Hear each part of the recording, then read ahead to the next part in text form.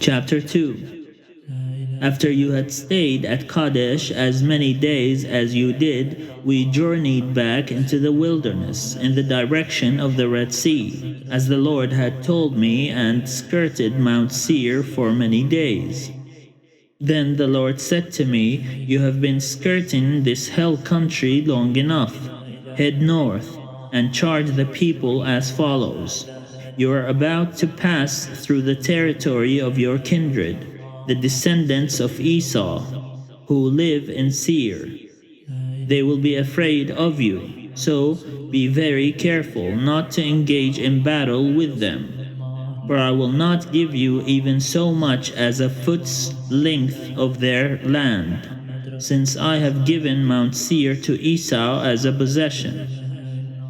You shall purchase food from them for money, so that you may eat, and you shall also buy water from them for money, so that you may drink. Surely the Lord your God has blessed you in all your undertakings. He knows you're going through this great wilderness. These 40 years the Lord your God has been with you. You have lacked nothing. So we passed by our kin, the descendants of Esau, who live in Seir, leaving behind the roots of the Arabah, and leaving behind Elath and Ezion Geber. When we had headed out along the route of the wilderness of Moab, the Lord said to me, "Do not harass Moab or engage them in battle, for I will not give you any of its land as a possession, since I have given Ar as a possession to the descendants of Lot." The Emim, a large and numerous people, as tall as the Anakim, had formerly inhabited it. Like the Anakim, they are usually reckoned as Rephaim, though the Moabites call them Emim. Moreover, the Horim had formerly inhabited Seir, but the descendants of Esau dispossessed them, destroying them and settling in their place, as Israel has done in the land that the Lord gave them as a possession. Now then, proceed to cross over the Wadi Zered.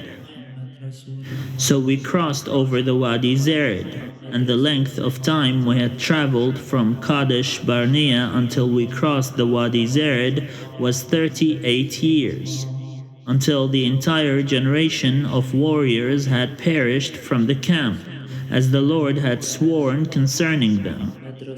Indeed, the Lord's own hand was against them, to root them out from the camp, until all had perished.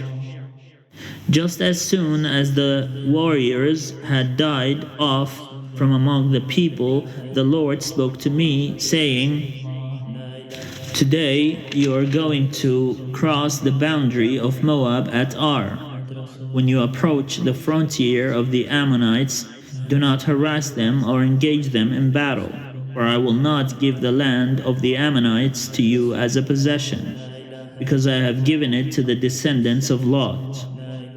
It also is usually reckoned as a land of Rephaim. Rephaim formerly inhabited it, though the Amorites call them Zamzumim, a strong and numerous people, as tall as the Anakim. But the Lord destroyed them from before the Ammonites, so that they could dispossess them and settle in their place. He did the same for the descendants of Esau, who live in Seir, by destroying the Horim before them, so that they could dispossess them and settle in their place even to this day. As for the Avim, who had lived in settlements in the vicinity of Gaza, the Caphtorim, who came from Caphtor, destroyed them and settled in their place. Proceed on your journey and cross the Wadi Arnon. See, I have handed over to you King Sihon, the Amorite of Heshbon, and his land. Begin to take possession by engaging him in battle. This day I will begin to put the dread and fear of you upon the peoples everywhere under heaven. Where they hear report of you, they will tremble and be in anguish because of you. So I sent messengers from the wilderness of Kedemoth to King Sihon of Heshbon with the following terms of peace. If you let me pass through your land, I will travel only along the road. I will turn aside neither to the right nor to the left. You shall sell me food for money, so that I may eat, and supply me with water for money, so that I may drink. Only allow me to pass through on foot, just as the descendants of Esau who live in Seir have done for me, and likewise the Moabites who live in Ar, until I cross the Jordan into the land that the Lord our God is giving us. But King Sihon of Heshbon was not willing to let us pass through, for the Lord your God had hardened his spirit and made his heart defiant in order to hand him over to you, as he has now done. The Lord said to me, See, I have begun to give Sihon and his land over to you. Begin now to take possession of his land. So when Sihon came out against us, he and all his people for battle at Jahaz, the Lord our God gave him over to us, and we struck him down, along with his offspring and all his people. At that time we captured all his towns, and in each town we utterly destroyed men, women, and children. We left not a single survivor. Only the livestock we kept as spoil for ourselves, as well as the plunder of the towns that we had captured. From Aroer on the edge of the Wadi Arnon, including the town that is in the Wadi itself, as far as Gilead, there was no citadel too high for us.